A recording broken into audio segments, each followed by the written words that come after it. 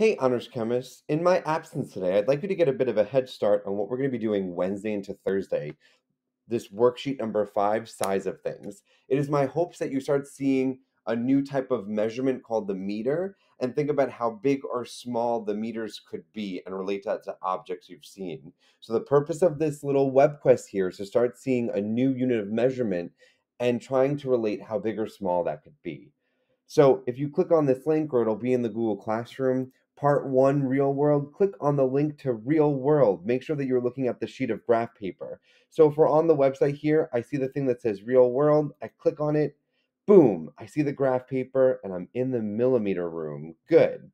It says each of the tiny squares on the paper is 1 millimeter. So like like if I try and zoom in way, way close, one of these tiny, tiny squares where my pointer arrow is, that is 1 millimeter.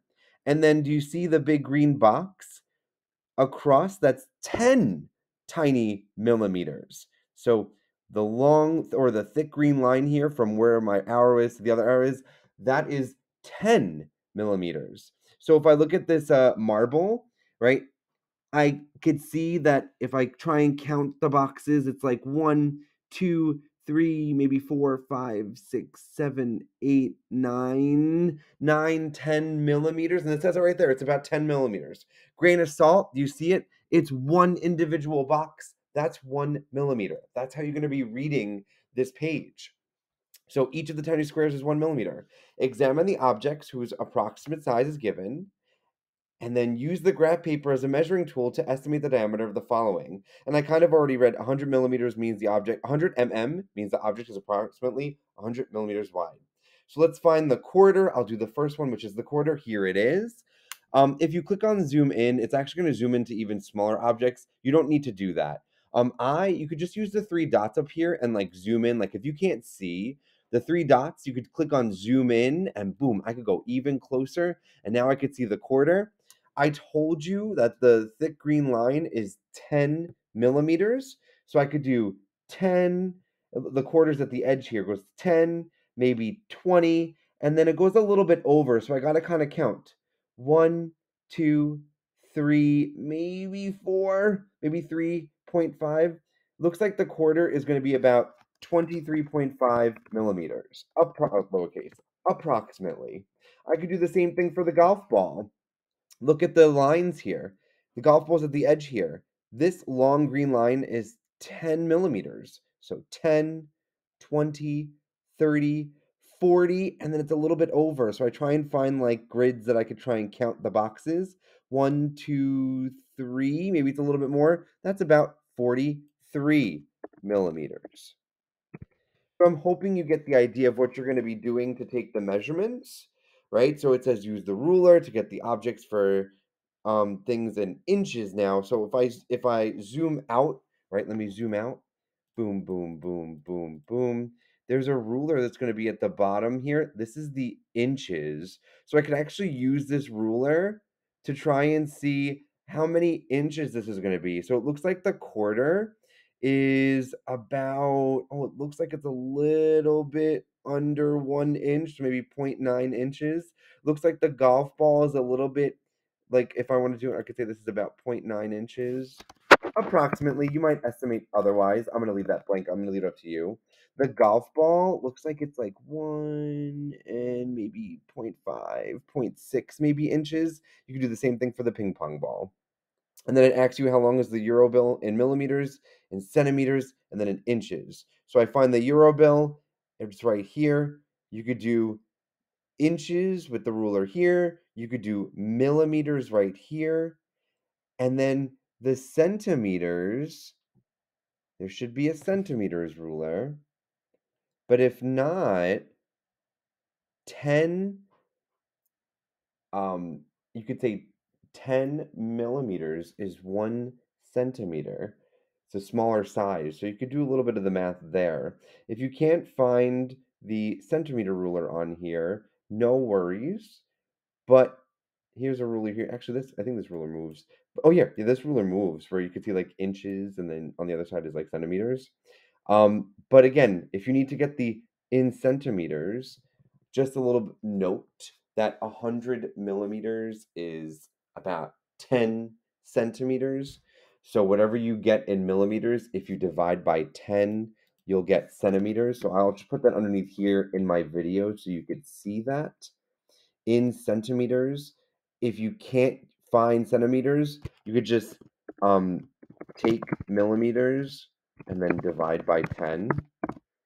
Use that as a note for later. But if you can't find the centimeters, you can't read any centimeters on here, just do that now. Get it in millimeters, divide it by 10 to get centimeters. And then it's going to ask you to the micro world. So I'll just like quickly go there briefly and actually do the same thing. Go to the micro world. Each of the tiny squares is a micrometer now, so it's a little different. And then you could say the thick, long box, this is 10 micrometers. It looks like a lowercase u. The u means micro, and it's 10 to the minus 6. And then I'm going to just walk you through number 1 because it's a little bit tougher. It says estimate the length of the paramecium in micrometers. You have to be careful, and I'm going to zoom out. See, I was a little bit zoomed in. The paramecium, which is this thing at the bottom right here, this paramecium is on an angle. So the only, like, you have to think about the Pythagorean theorem, and I have this image here. You're going to have to get how long it is, like side B, and then how high it is, side A. And then if you do A squared plus B squared, you get C squared. Or if you want to find the length of the paramecium, which if you see it, it kind of looks like this. It's like the length C here. You have to find this distance. So let's say it's about, I don't know, 10, 20, 30, 40, 50, 60, 70, 80, 90, 100, 110, maybe 115. Its side B will be about 115 micrometers. And then its height will be like 10, 20, 30, 40, 50, 60, 70, 80, 90, 100, and then maybe 110. I'm just estimating here, would be its height. And then look, I have this here. If I want to find C, which will actually be the length of the paramecium, you'll have to plug this in. C is going to be equal to the square root of A squared and B squared. So 110 squared, oops, that was too many numbers. 110 squared plus 115 squared.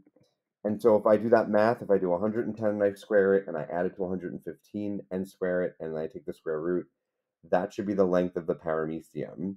And so what I'm going to just ask you to do for number 1 is if you could just follow this with me right now, and then we could talk more about this in class tomorrow. And this is good practice for PSAT or SAT, just knowing Pythagorean theorem. You may have seen this before. If I want to find the length of a line that's on an angle, I need the length A, kind of like its base, and then I need its height, or A. So look, I needed B and then A. If you are not following this, do not worry. Just do this math right here. Do 110 squared, add it to 115 squared, and then take the square root and record that number right here. And then try and work on the rest of this worksheet. Try and get up to the nano world, right? So if you go up, you'll be in the nano world. And when we come back to class tomorrow all together, everybody back from PSAT and me being back, we could talk through each of these questions. We could clarify it. And I would like you to submit at least part 1 in the Google Classroom for some points. So I'm going to say this at the end.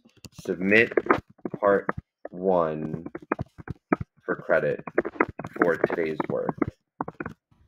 So I'm only going to say that you're going to make sure that you submit part 1 for credit for today's work, and then I'll check that at home, and you'll get your participation points for at least attempting part 1, and we'll talk more about size of things in classroom return.